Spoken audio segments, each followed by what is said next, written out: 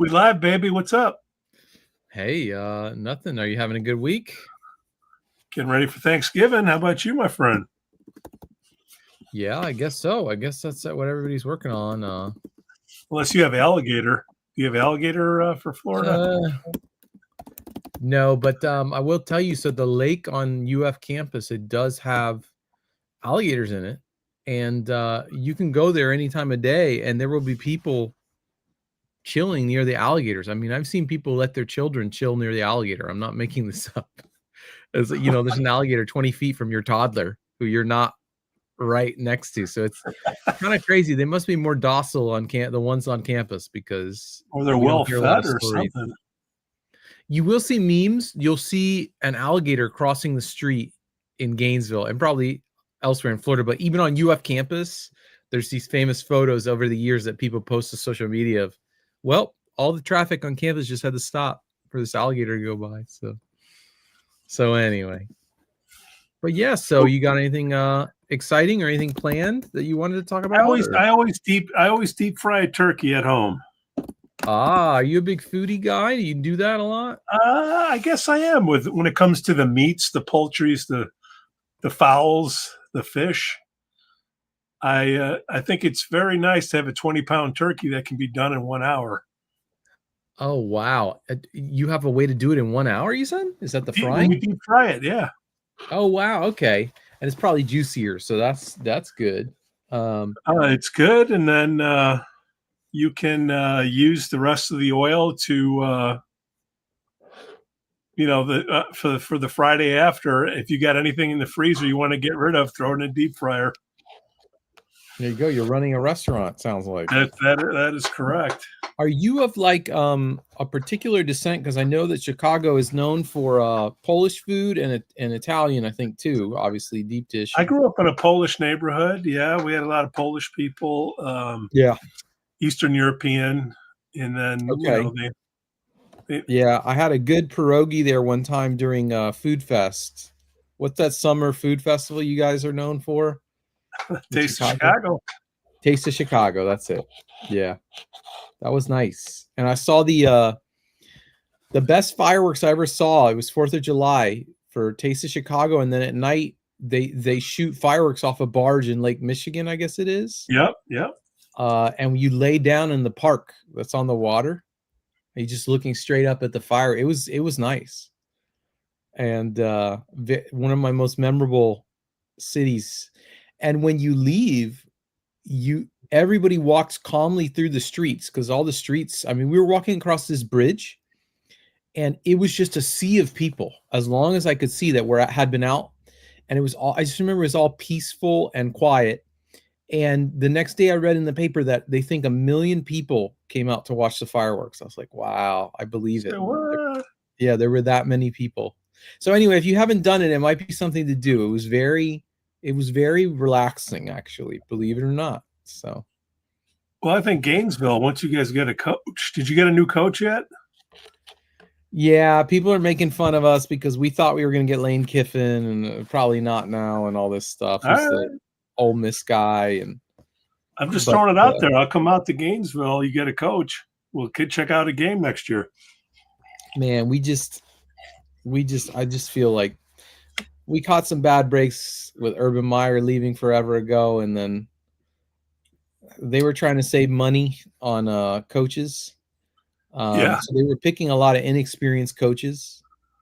Like I think at least one of them had never been a head coach, kind of thing, and we paid for it. And I think our athletic director, they should have gotten rid of him a long time ago. But so I understand how that goes. Anyway, so what's been going on in the chat rooms? What are people talking about, Anthony? Yeah, a couple interesting things. I follow this. This is a, Hi, Lynn. I don't know if you have anything to say on this, but there's a doctor, an MD, who's the head of the UF Brain Institute, and he posts lots of stuff about Parkinson's and some other diseases. But he posted something recently. It's a weird way to open the show, but he said that the studies are showing that constipation is a sign of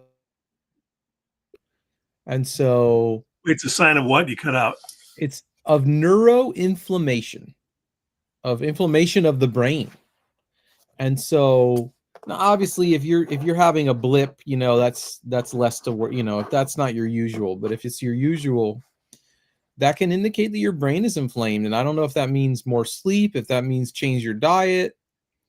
But I think it's an undersung, like a canary in the coal mine, so to speak, of your brain health, actually. Because I Googled it after, and it's not just Parkinson's. So if somebody like Josh was here, I was going to ask him if there's anything that helps that. But I know that, you know, we've had some absences lately. Well, hopefully Josh is feeling better. He was a little under the weather. Yeah. There's something going around. Give him a little shot of Malort to fix him back up. But yeah. So more AI. That's all I see is AI therapy, AI robots, AI, and you know, I keep bringing it up.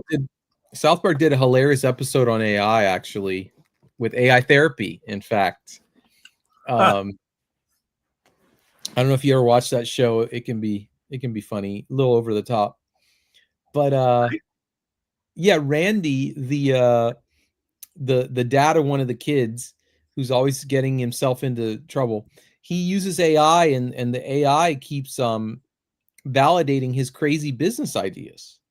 And so his wife gets really pissed one time, and she just starts talking to it, and she says, I want to make a salad company, but with French fries. And the thing goes, that's a great idea. Sort of like a healthy vibes plus fast food, whatever. And she's like, you just validate anything I say, don't you? So she gets really pissed at him.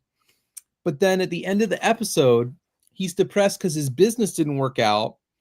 And what you realize is he used ChatGPT because it was comforting, and he didn't have anybody who would comfort him. So she sits down at the end of the episode, Dr. Mari, hey, I'm just finishing a story about, they did AI on South Park. Anyway, his wife sits next to him on this rocking chair at the end of the episode, and she says, Randy, tell me why you're sad. And he's like, I'm just sad because like my business didn't work out. And she goes, that sounds hard. Tell me more about that. And then she goes, that would be tough. Your family knows that you're just, in other words, repeating how the AI talks. Yeah. And I thought it was a great way to balance the fact in the episode, they bashed the AI for always being validating. But in the end of the episode, she's finally able to get through to her husband by using the same sort of validating, empathetic language that the AI was using. So it killed me, cracked me up. So, hey, Mari, Dr. Mari, how you doing? Yeah, well, I mean, South Park has always been brilliant. You know, I mean, I agree. 30 years ago. If we get kind of serious with that, though, too, I mean, that is a strategy of people who really don't want to engage. It's also a strategy of individuals who aren't, you know, emotionally open or available. And they don't want to engage either. I mean, you see this to use the AI, or what's the strategy? No, just to and validate, right? Yes. Yeah, I'm going to be a bit nasty too, as I find sometimes with quote unquote ineffective therapists that have relationships over years and years and years. That's essentially all they do, and it doesn't really affect any form of change. But you know, sometimes people aren't after change; they just want somebody to be there. So who am I to judge, right? No, Dr. Mari, you're so right, because I keep seeing articles, and what they say is proper therapy should challenge you at some point. Now, obviously, somebody's down in the dumps, they lost a loved one, whatever. You're not challenging them in that moment. I'm sure, as a therapist, I'm not trained as one, but I'm sure you're picking your moment. But yeah, they said that. They said it can be dangerous if someone is mentally troubled, using whatever language there, that it can be dangerous to validate sometimes. Oh, good God. Yeah. Well, I mean, that's where AI is crashed. I think we were talking about this last time. I think it was with this group, but essentially how, you know, AI was, you know, validating and helping, including teaching somebody, giving them the link and the connection in terms of how to tie a noose so they could hang themselves. So yeah, that was very validating. Yeah, and the boy did he Yeah. did go through with it was my, and Mhm. that's so sad. I do know, Dr. Mari, that they did try to pull that back. I don't follow everyone, but every AI, but I did see that Open ChatGPT, they tried to make theirs just a little less validating. Yeah. And I even had friends of mine, the friends I know that use it for mental health, they even said to me, like, it's less validating now. And they kind of missed the old, AI, Open AI, they actually got blowback on that change. Yeah. But they're still Well, trying to find that point of, because they ultimately what they care about is users. And so well, that's the problem. And, I have a very experimental side and a very, very conservative side. And the conservative side comes out of safety, right? And I right now, I find AI either does nothing or it's harmful. It really has the potential to harm. I think anybody who's going to AI for loneliness or therapeutic counsel is going to the wrong thing, meaning it's going to a machine that has essentially just, botted all over the bloody place to get typical responses without any sentient component of whether the responses are actually helping. So I am beyond conservative until the companies stop just going after the bottom line of clicks and users, and the programs actually are helpful, right? So Are any of the licensing boards saying anything about AI? Like, if Dr. Marie is going to set up her own mental health AI, like, how do they want to regulate that and all that? Anybody hear anything about that?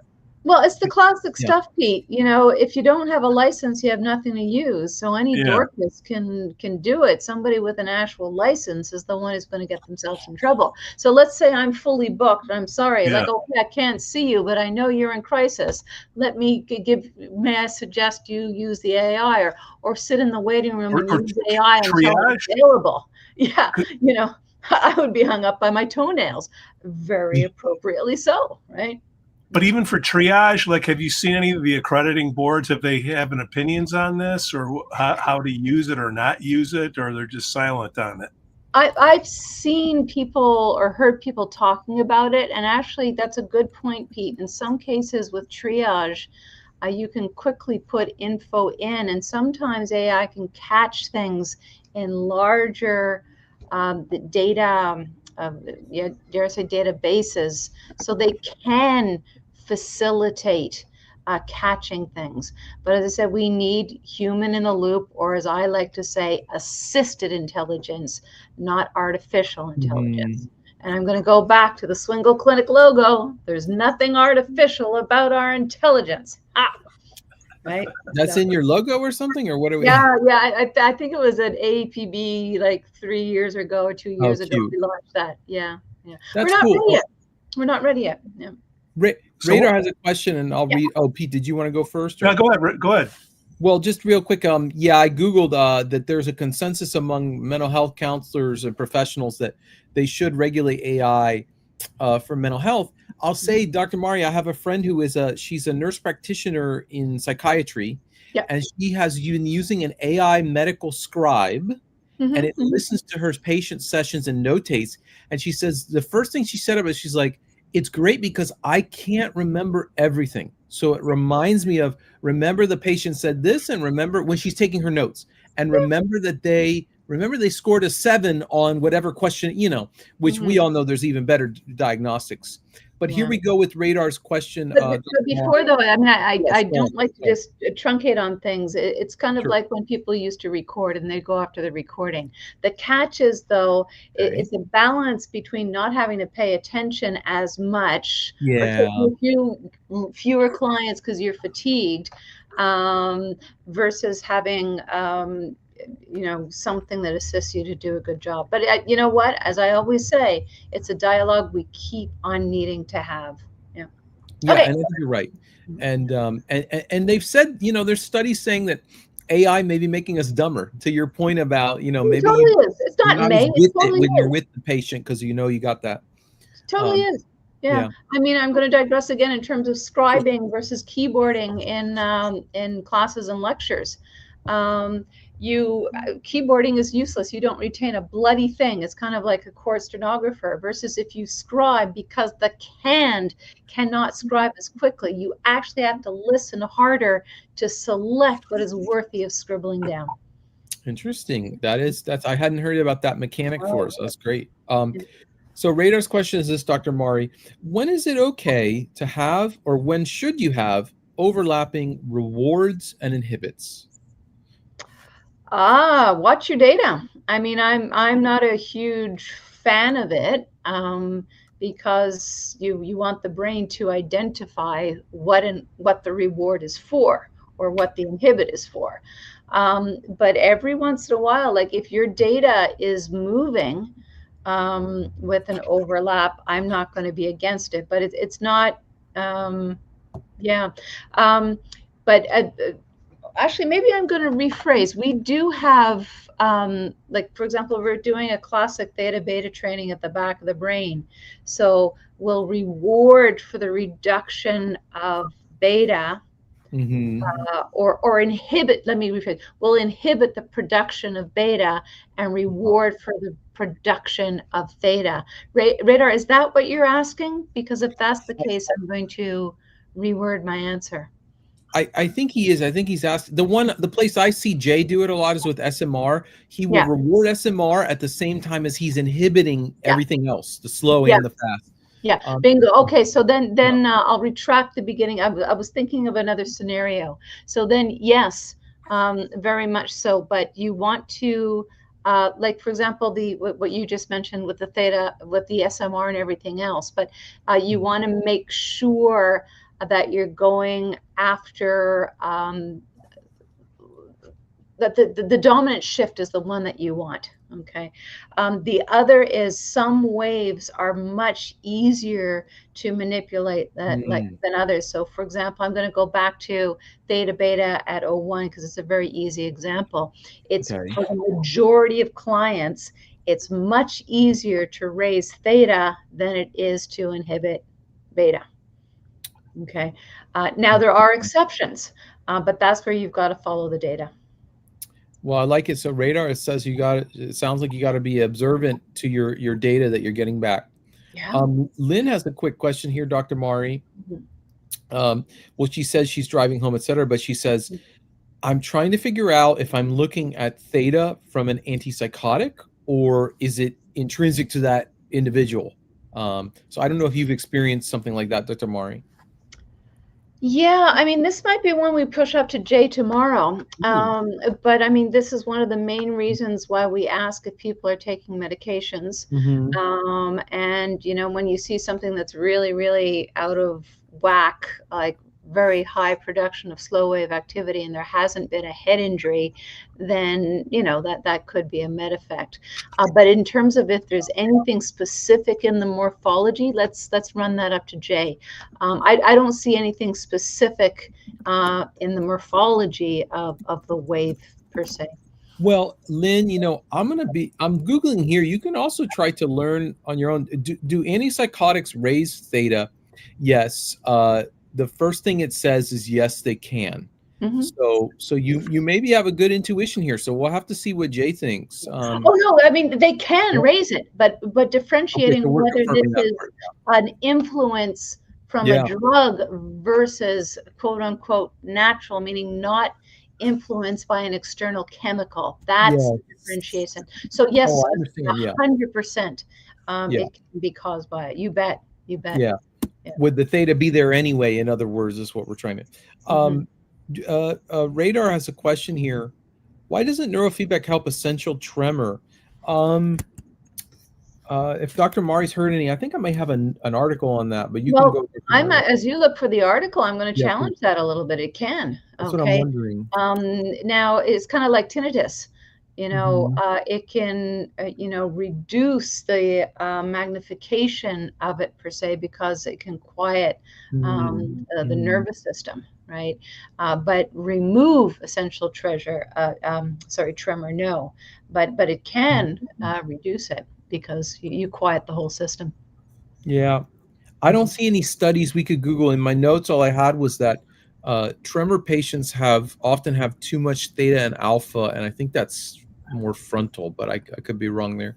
So yeah, radar, while I have you, that could be something we could ask Jay about too, Pete, if anybody thinks it's interesting. Radar, I felt bad because I didn't mention to you last week. Radar had a question about what protocols tend to help with social anxiety, and obviously we know dependent on your EEG and talk to your practitioner and all that. But I did want to mention to him, I think I did mention T6 alpha, which Jay brings up in context of social anxiety. And I wanted to tell Radar, I have 2 friends that had major success with their social anxiety with that exact protocol. And the 2 examples were, they both told me, one of them has like they work as an administrator. The other is a doctor at a hospital. They both said to me very quickly after doing T6 alpha, and nobody told them to expect this. They said it has been much easier to speak up at work. And one of them in particular, she is a wonderful speaker, but she'll send you, or you'll see her speaking, and then she'll be, I did horrible. And you're just like, how can you think that you did your top speaker? And but that's subsided significantly, that self-criticism since she got some help with this T6 alpha. So anyway, just wanted to encourage, talk to your practitioner. Yeah. I'm going to throw another one out though, but again, follow the data. Okay. Because, one of the great disservices we can do is just say, this is the protocol for X, this is the protocol for Y, this is the protocol for B. But you want to make sure that you're not, that there's a reason for it within the EEG as well. Yes, ma'am. Yes, Radar asked, did they have elevated alpha? And yes, so somebody who does consultations with Jay did the EEG for both of these individuals. So it was prescribed to them. It's a great, to Dr. Mari's point, this is something their practitioner wanted them, recommended that they do based on their brain scans. So Dr. Marie, go on, Pete. Sorry. I would say social anxiety. I've seen clinicians take their people into like a Starbucks and have the whole hookup in Starbucks and to run the neurofeedback in a Starbucks. Is that real, or that's going for some drama there? No, I'm serious. I've seen a couple people do that. I just wonder, would that help? Instead of sitting like in an office staring out a window, you're like actually in a social environment and getting the feed. It's essentially a form of exposure therapy, or it could be the opposite. It's kind of like a party trick, right? You're doing something. I assume many people are going over saying, "Hey, what are you doing?" etc. You have an immediate conversation starter. So that would I would question, why, so. Who can I send a cue to get help? Lots and lots of mentors on the BCIA website. Yeah, that's a good one. I think Dr. Mari may have consultation groups too. I think Jay has one as well, so that could be something to consider. But I know that Dr. Mari likes people to get connected with a mentor and remain connected, kind of thing. So I think it is so important. I also like, the people who have regular weekly or monthly groups are good. I mean, I do a lot of that, but I do it with the clinical cue as opposed to the 5-point system as opposed to the 19 channel. Now, of course, we can do one-on-one mentoring for the 19 channel, but the groups that I do and the mentoring, it's more on the Swingle clinical cue method. Cool. Okay. So sometimes there's different approaches, in other words, that you can be exposed to. Yeah, essentially we use BrainMaster programs with the Swingle method as well as thought technology. So those are the big ones. Yeah. Oh, okay. When you're going to take the exam, and then after the exam, like how many hours of mentoring do you need? I forget. It's been a long time. Anybody? Oh, me too. Most of it is before the exam. It's not before the exam. High. Okay. I think you need it before the exam. You're not going to pass it without it. I think it might be as low as 10 but I have no idea. But I'm going to be very impolite and say that you're a fool if you don't get some form of mentoring or consulting, either within the practice you're working with, or if you're not in a practice with other people online. I mean, we're just too fragile, and it's so easy to do the wrong thing. It's crazy. Anytime you get a side effect, you realize how potent some of the stuff we're doing is. Yeah. And I have a friend, she is a psychiatrist at a local hospital. She just bought, this isn't neurofeedback, but she just bought a book on breathing for herself. And she had to stop doing it because it was increasing her sleep, this particular style of breathing, but it was also making her groggy the next day. Yeah. And I have sleep issues, so I tried the book as well. Yeah. It was intense, and we weren't even doing anything that strange, Yeah. So if something as simple as breathing can really affect the brain, you gotta consider that this is you need to know. Well, breathing is a base united rhythm. I mean, we have all these fancy names, HRV, et cetera, et cetera. It's breathing. Yeah. It's breathing, right? Yeah. And the other one that it seems I'm full of catchphrases today, but we tote how great everything we're doing.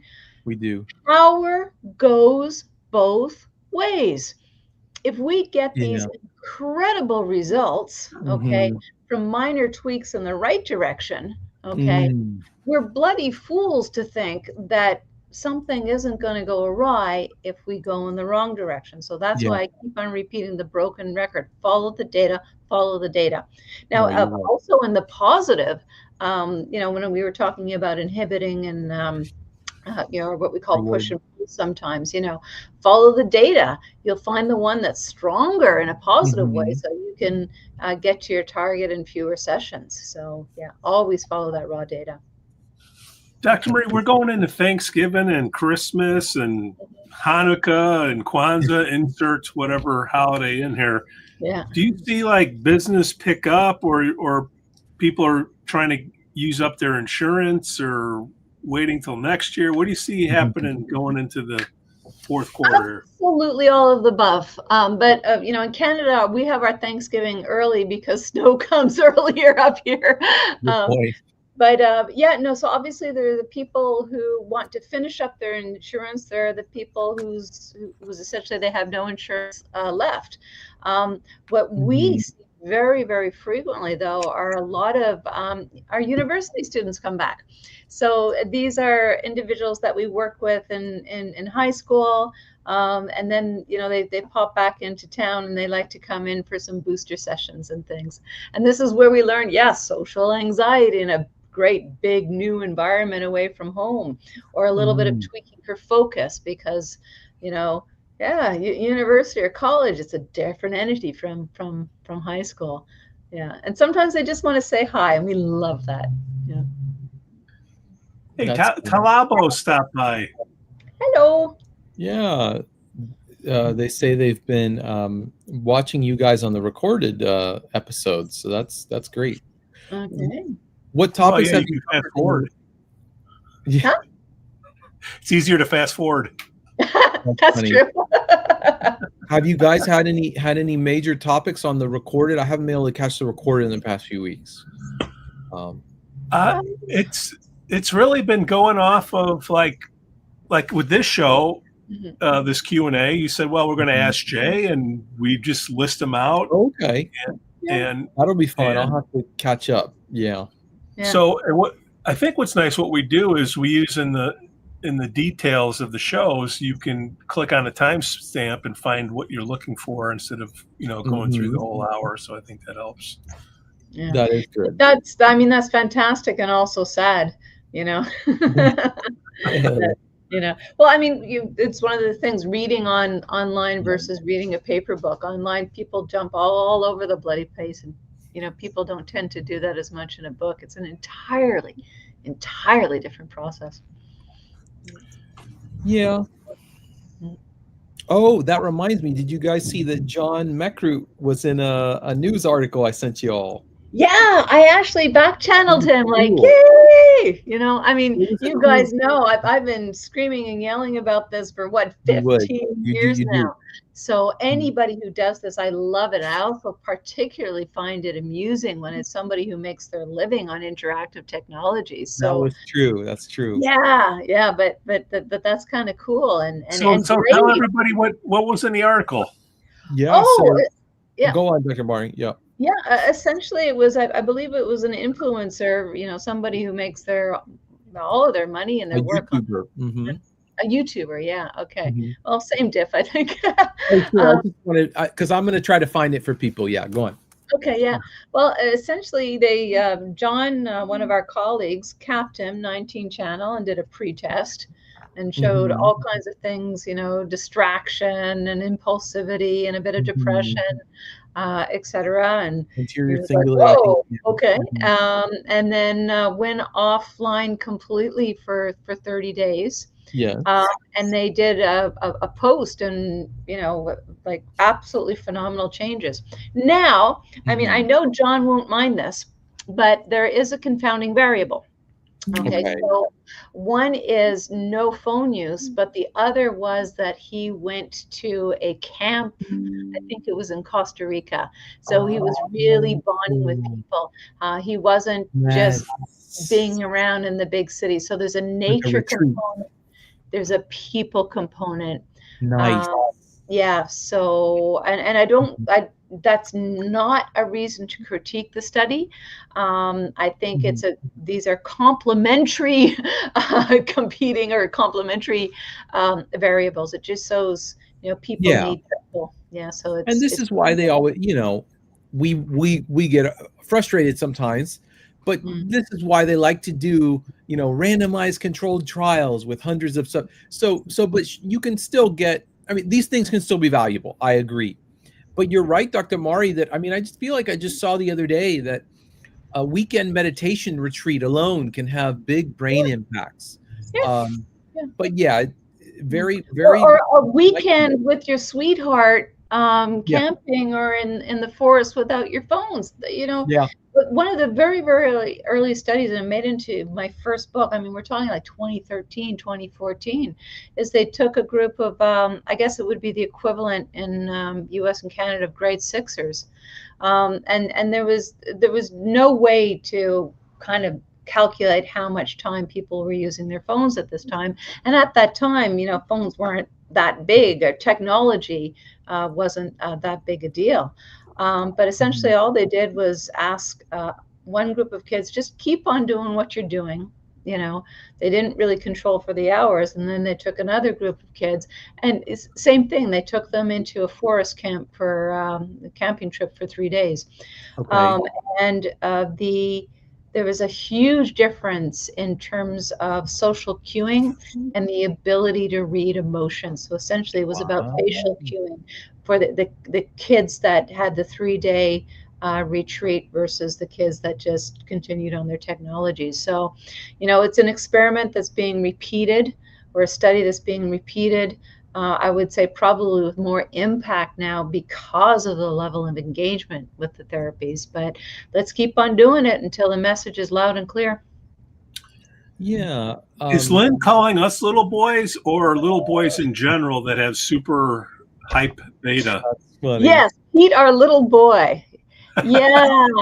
Yeah. Well, I mean, this is one of the things I have my eyeballs on. It's not just the little boys. We have a profusion of, I call it the beta ridge. We have so many kids and adults now with very, very high comparative amplitudes of beta over the front. I think it's just a sign of the times. Again, this extreme hyper arousal. Yeah. I'm actually doing some numbers on it now. I don't know whether it's going to make it into my book chapter, maybe a little bit further. But one of the things I love about our clinic is we have archival data from 1997 to now, so we can track what the cue looked like in various points in histories, and this frontal ridge in younger individuals, it just wasn't there then. Yeah. Yeah. Dr. Mari, is that a new book you're working on? Because that it's a chapter in a book. Yeah. Okay. So not ready to reveal the Not yet. We're always selling something here, Dr. Marie. When's this thing coming out? It's not coming out until late 2026. Yeah. Okay. All right. But it's rhythm and frequency. And I don't think that people will mind nice big names in it, and I'm really, really honored to be included. But yeah, when it's all submitted, I'll announce it. Ooh, narcissism. That'll get some clicks. Ooh. Yeah.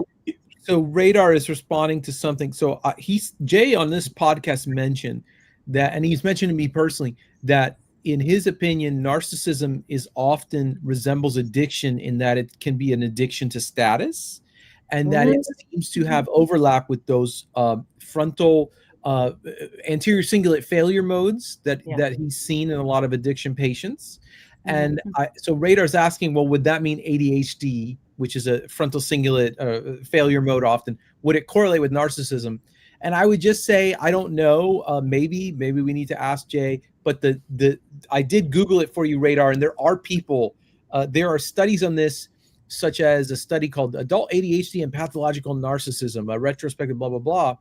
What they say is it has been observed the traits have overlapped, but there are not many studies on it, is what this paper says. So here I want to talk about confounding variables, et cetera, and you have to make sure you're actually studying what you think you're studying.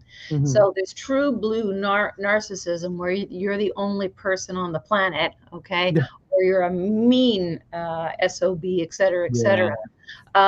And then there are just individuals that are so impulsive that they don't calculate in other people. So it's not a defective trait in terms of meanness or narcissism. So I put it in entirely different camps. Okay? Now, impulsivity, those would be, because the impulsivity would correlate, I think, probably more with ADHD. But when you're older, okay, and with a partner, it's about, you didn't think about me, you didn't care about me. Okay? But when it's really just uncontrolled impulsivity. Oh, yeah. Right? Like a true narcissist knows what they're doing and doesn't give a damn. Okay. Yeah. Versus somebody, an adult with ADHD, it's too late when they think about the hurt or the harm of somebody else. It's different. I'm thinking of the time blindness that people with ADHD can get, or exactly. Yeah. And we get furious at them, thinking they're constantly disrespecting you. But as you said, it's time blindness. Yeah. It sounds like, Radar, the best we can say is like they may be related, but not identical concepts. And maybe we could. I think you have three classifications. I think you have ADHD. I think you have narcissism, and then I think you have, the little loop of the overlap. And then again, you have ADHD, and the behaviors as perceived by others could look like narcissism, but they're not. I liked it. Radar says interesting points, Dr. Mari. So that's great. And it reminds me, there are people, somebody brought up to me one time, they said autism can sometimes look like narcissism. And I don't remember the exact symptom. I'm thinking of maybe the way that autistic people stereotypically are said to be direct or blunt. Maybe it's the way, sometimes there's individuals I know with more autistic traits, and they only like to talk about one thing. And if you're not talking about that, they're kind of gone or whatever. Well, so I think they're not the same. Go on. You don't have the bloody mirror neurons. You're literally not reading the faces of other people. You are the center of your own universe, and there is nobody else in that universe. Perhaps a person to talk at. That again, that's not narcissism, but the way that other people can perceive that. Okay. Yes. Well, when we used to have Asperger's. I mean, of course we still have Asperger's, but it's all been linked in. But that's a classic feature of Asperger's, right? Just being so in your own world, and just not paying attention to possible effects or affects on other individuals. Again, the narcissistic personality, like, just doesn't care, and they know the hurt and harm, and some of them even get sadistic pleasure from it. Dr. Marie, when did this all happen? Because you have like teenagers calling each other narcissists. I don't think they know what the hell they're talking about. When did this become a label? It's the latest. Teenager's a narcissist, haven't you? No, I'm playing. Yeah. Go on. Can it be inherited? Yeah, well, I'll answer the first one and then the second one. It was like, I mean, what was it? 6 months ago, the big term was gaslighting. Everybody was gaslighting everybody, and now it's narcissism. There'll be another one soon. Yeah. The terms are not being used clinically; they're being used socially. Right. Can we inherit it? Good question. I'd say there's a possibility of that. It depends. Yeah, here we go. It's another depends. Get out your underwear. Yeah, I mean, narcissism does run in families. Is that an inherited genetic trait or is it an inherited social trait? Right. So I just did a quick Google, and there is some. Yes, it may be heritable, meaning genetic. 23 to 35% of the time is sort of the top answer I found. But I will tell you, I've also heard people raised by narcissists are more likely to be narcissists. Yeah. They think, we talk about coddling makes narcissists. Well, actually, I think neglect actually can create a narcissist possibly more reliably. So anyway, what I've heard is a child, right? What is it, Dr. Martin? Sorry. Behavioral training. Okay. If you I'll stereotype, let's make this male. You're raised by a narcissistic father, and you see that this father has power and prestige, essentially because he just stomps on everybody. As you are growing up, you're going to look at these behaviors and you're going to emulate these behaviors because you attribute them to success, right? So there's a big component there that's learned. Yeah. Welcome to Tyler Mark with the DMN and CEN. I don't know what that means. Are atypically functionality connected in ASD? That might make someone look self-absorbed when they're self-oriented. I like that, self-absorbed versus self-oriented. But Dr. Mari was saying, so the pure narcissist just doesn't care what you think. I think autistic people, I think it's true. They may care, but they have trouble picking up on it. And there's a spectrum. Okay. And that's the big thing. So some individuals, I don't know if we call it severe, but in a certain location on the spectrum, they just never clue in. Okay. Yeah. Others, they do to a different degree. Yeah. Lynn had an interesting question here. Interesting. So the first answer I get, Lynn, she says, what's more likely to make a narcissist, neglect or overprotective parents? Lynn, it may another depends answer, but this is what I found just now. It said overprotection is more likely to make a grandiose narcissist. The grandiose narcissism is convinced that they're superior, but it says neglect is more likely to make a vulnerable narcissist, and a vulnerable narcissist is somebody who is tends to be, well, they're neurotic, so their mood is much more volatile, but they tend to take they're more triggered is something that you could think of it as. Is that my understanding? Let's throw another one in there about insecurity. Insecure. That's a good word for it. They're insecure. A lot of what we see as narcissism actually is fueled by incredible insecurity. If you're not the best of the best, the top of the top, always alkylated to, then you're going to ensure that happens, and that's all based on insecurity. That tends to be a predominantly male profile, by the way. This leads right into Radar's question, because Radar was saying, is it possible that you can become addicted to status when we think of people like CEOs and things? And I think it must be. Go with that, Dr. Mari. 100%. I think it's such a common phrase. I don't feel bad about not being able to attribute it to somebody, which is my usual deficit. But absolute power corrupts absolutely. Okay. And one of the ugliest things about our species, apart from our generalized arrogance, is, how easily each and every one of us, we might be able to exclude the Dalai Lama, but that I think it's probably the only person. Okay. When we reach a certain amount of power and prestige, we are at risk. And this is where we really have to trust the people around us to keep us grounded, right? Yes. Something I came across, it was a very interesting article, Radar, and what it said is that psychopaths, it was the article about we find more psychopaths in high levels of society, high status professions like CEO and doctor. Psycho or socio? There's a big difference. In this article was about psychopathy and dark triad. I don't recall the difference. Do you want to mention the difference, Dr. Mari? Well, there's a big one. I mean, psychopaths tend to take pleasure in killing people versus sociopaths just take pleasure in stomping people.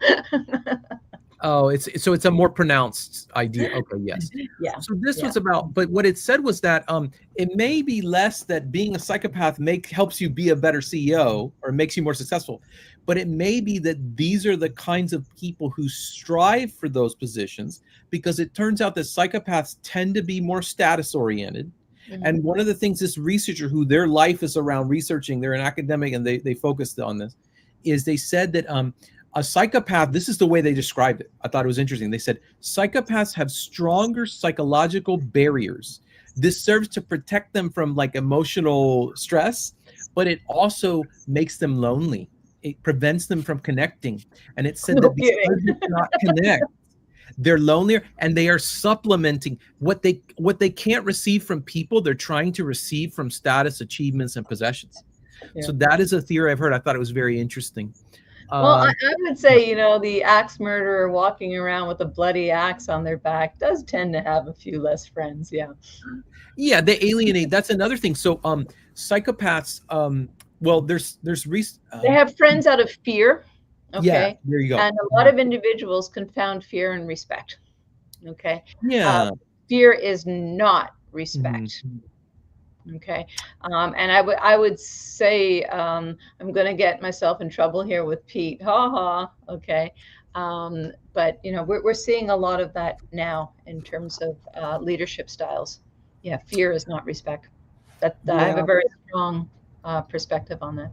I think psychopathy is oftentimes less pathetic and dysfunctional than narcissism. Mild psychopathy probably helps in being rational. Thank you, Radar. Wow. Yeah. Food for thought here. To Radar's point, yeah. Should we get Radar on this side of the glass? Yeah. He's welcome. You've asked him before, and Radar, no pressure, but that would be fun. Mm-hmm. I just wanted to say that, we hear about things like, so surgeons are more psychopathic. I have friends in medicine who said, I could almost see psychopaths having society has a special need for them in some contexts. So it takes a special person to cut someone open.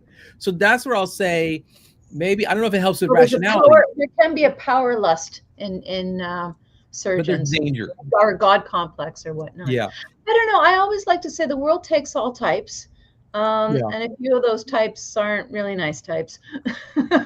Actually, well, Radar, there's something called primary and secondary psychopathy. And primary is, one of the types is more emotional, and one of them is more cold.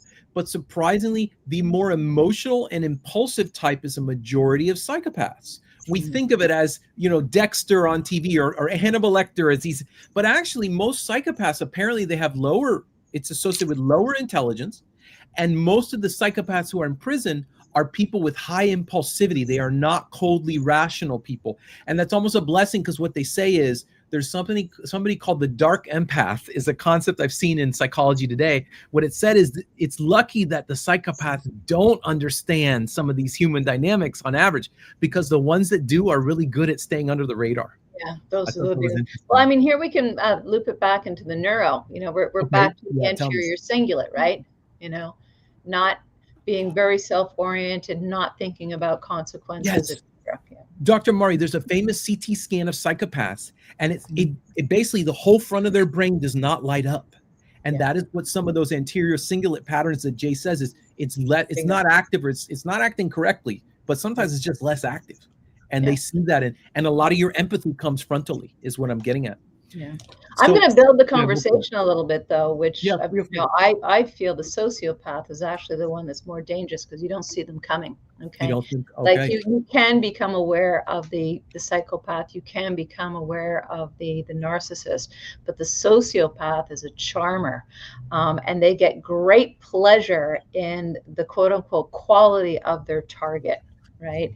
So a sociopath doesn't target somebody without self-esteem. They don't target somebody without power, without things. They target somebody with these features and then get great pleasure in manipulating them down. Yeah. Very, very charming and dangerous people. Reminds me Tori of Shah. Yeah, welcome. Here we go. Tori's question. Tori, thank you, Tori. She says, my neurofeedback. We don't give advice here, though, but we do deal with hypotheticals. Continue.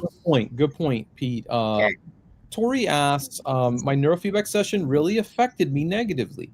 This protocol gave me a bad headache and made me feel so tired today, as if I was getting over a flu. What should I do? I would say tell your therapist, but I'll let Dr. Mari make sure they know. But go on, Dr. Mari. Yeah, I mean, definitely give your therapist feedback. Okay, there could be reason for concern or not. I mean, it could be as simple as you were fatigued, you got increased blood flow, you're not used to working the brain, and it's kind of a get used to it. Yeah. Or it could be extremely negative. Like, for example, if you had a head injury, you know, you could be triggering some more brain inflammation. So talk with your provider, and have them look at the data, give them, you know, I mean, we also talk about sensitivity, right? I mean, with some clients, you know, we kind of agree with the client that we're going to go more aggressively, right? Because they want to get over and through this. And if there's no danger, you know, if there's no head injury, et cetera, then, you know, we kind of go for it, right? And they're exhausted after. Okay. For others, that would be malpractice, right? Yeah. You know, you want to go slow and steady and subtle. Now, for the first profile, I said it was like, hey, why the heck do I want to spend this amount of, you know, money going so slow when I can just push my brain a little bit harder, and get the effects faster. So are you ready to say it, Pete? It depends. It depends. Talbot. Can siblings' rivalry change one's personality if one is more favored by the parents, Dr. Murray? That's a good one. Well, I mean, I'm going to start with some fun stuff. It's kind of like you tend to see this in families when in eating behavior. Okay, like let's just say 2 kids or 7 kids or whatnot are given a bag of chips to share, and one person eats really quickly, and the other people don't want to eat quickly, but if they don't eat quickly, they don't get any chips, right? So, I mean, it's the same thing in terms of personality. If one person is always acting out and they get all the parents' attention, then another child will do the same thing, or they can compensate in the opposite direction, meaning retreating, etc. So, I mean, nobody's in a bubble. There are all kinds of dynamics. One of the things that we are very, very I don't want to say cautious, but we try to stay very, very aware of is when we're working with the family with a disabled child or a child that needs a lot of attention for one reason or the other. Let's take a child with a family that's on a very, very severe end of autism. That's a really good example. Okay, and the other child, really doesn't get any attention because the child with the disruptive behavioral form of autism gets all the attention, right? So that child, needs attention too. So it can change their behavior in one extreme or the other extreme. It can lead to compassion, altruism, etc., which is what we all kind of hope. But it can also lead to anger, resentment, right? And then, of course, you want the happy middle. Yeah. But, Tori asked this question, and then we'll wrap it up. What type of services does Dr. Marie and Josh provide to people who live out of state or out of the area? yeah. Dr. Hill is our remote go-to person, but what can we tell Tori about remote help? Well, I mean, what we do up here, I mean, we're in Vancouver, Canada. We get people coming up for intensives all the time. And, depending on time and finances and Canadian dollar, it's oh, you're ready, a no-brainer. And what we tend to do is we do a group of intensives. We send them home with home protocols. For some folks, that's enough. For other folks, they repeat back. And then, of course, there are numerous options for remote. Pick your remote provider extremely wisely. There are a lot of quote unquote wellness products. There are a lot of individuals who sell systems, but they do not monitor the data. So be really, really cautious about that. Tori, Dr. Hill does a show on Monday nights just like this. He used to be here, and he has his own on Monday. Yeah, he does. I think that could help you out, Tori. Oh, and Talabo wants to know, this is for sure the last one. Intensives, how long? Days or weeks? It depends on the condition. Yeah, there you go. We're ending with it depends. Yeah. Oh, ADHD. Well, I mean, a little child with ADHD, we do our really, really fast clinical assessment. It takes an hour. We collect the data, report back to you, get a really target idea, and off we go. We also tend to look for missed learning phases as opposed to learning disabilities in the ADHD. So we do a little bit of a round around in terms of scholastic deficits. We get right on that. And sometimes the kids are only up for a week, a couple of sessions a day, and we send the parents home with a home protocol. That's that, right? So depends. Dr. Marie, what's your URL? People want to learn about Swingle Sonic, baby. Yeah, Swingle Sonic is the app series. So we have Brain Calm. This is for quieting without sedation. So anybody with any form of hyperarousal, so anxiety, anxious depression, people with cravings, people with some anger management things. It's a combined HRV with our signature harmonics, which we layer and sequence in a colored sound. So it's the trifecta. The data is out of this world on it in terms of its efficacy to quiet. So that's Brain Calm. You use it 10 minutes a day. Wow. A lot of people use it before a neurotherapy session as well. It potentiates the success of the data or of the session. The second one is sleep, self-explanatory, helps with overt insomnia or non-restorative sleep, including trouble falling asleep and waking up in the middle of the night. And the third is focus, and that targets all kinds of focus. So for focus where inattention is an issue, so essentially it's a stimulating protocol versus test anxiety, etc. So it's a quieting protocol, and then we have other ones for creative focus. So they're really, really integrated and high science behind it. And if you're curious about the Swingle Clinic, that one's pretty easy. You can Google Swingle Clinic, swingleclinic.com. You'll learn. Look for red hair. Sorry? Look for red hair. Yeah, indeed. Indeed. Anthony, give me a good chat group to follow. Yeah, so check out Brainmaster and Neurofeedback Exchange and Science and Technology Discoveries, and a lot of us are in there. And even if they don't, sometimes I hear people tell me they see things, and so it can be a great way to keep in touch and to learn from people. So it's awesome. Talabo, Tori. Who else did we have? Radar, of course. Tyler Mark, thanks for hanging with us. I think we had a Lisa or Leia in there too. Yeah. Lynn. And Lynn, thank you. If we missed something, email pete@neuronoodle.com. Dr. Marie, J. Gunkelman, and I get together, I don't know, about 12 hours or so, or 15, who's counting. And we and we discuss what you guys brought up on the show. You drive the content, and if you want us to get into more detail or any other questions, just email me and we'll bring it up on the show tomorrow. Everybody, have a great Thanksgiving. We will not be doing a Q&A next week. Sorry, we got to shut it down. Gotta eat some turkey, huh? I got deep fried turkey, but we'll be back the following week. Have a great Thanksgiving then, everybody. Dr. Mari, when was your Thanksgiving? Oh, 4 weeks ago. Oh, wow. Yeah, we're in the March. Yeah. It's like 3 degrees here, but you don't even know what 3 degrees is. We're in the Fahrenheit Celsius thing. It's cold. How's that? Man, it sounds cold. All right, everybody, stay warm. Good mental health to everybody. Bye, everybody. We out. Bye.